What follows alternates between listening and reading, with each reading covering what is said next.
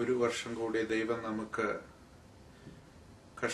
നമ്മുടെ കർത്താവിന്റെ കഷ്ടാനുഭവത്തിന്റെയും പുനരുത്ഥാനത്തിന്റെയും പെരുന്നാളുകൾ ആഘോഷിക്കാനുള്ള അവസരം നൽകിയിരിക്കുകയാണ്.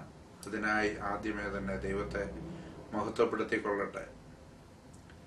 നോയമ്പിലൂടെ ദീർഘമായ അനുതാപത്തിന്റെ ശുശ്രൂഷകളും പ്രാർത്ഥനകളിലൂടെ കടന്നു വന്ന് നോമ്പിന്റെ സമാപ്തിയിലേക്ക് നാം കടന്നു വന്നിരിക്കുകയാണ്.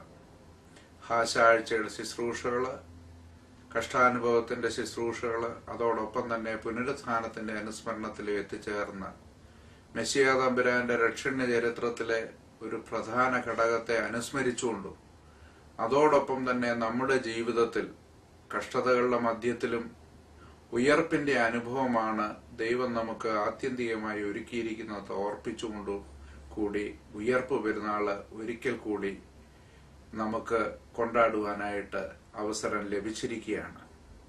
ഈ അവസരത്തില് ലോകത്തിൽ വിവിധ ഭാഗങ്ങളിലായിട്ട് യുദ്ധങ്ങള്, ഭൂകമ്പങ്ങള്, വെള്ളപ്പൊക്കം, വിവിധ തരത്തിൽ കഷ്ടതകൾ അനുഭവിക്കുന്ന മനുഷ്യ സമൂഹത്തെയും അതോടൊപ്പം തന്നെ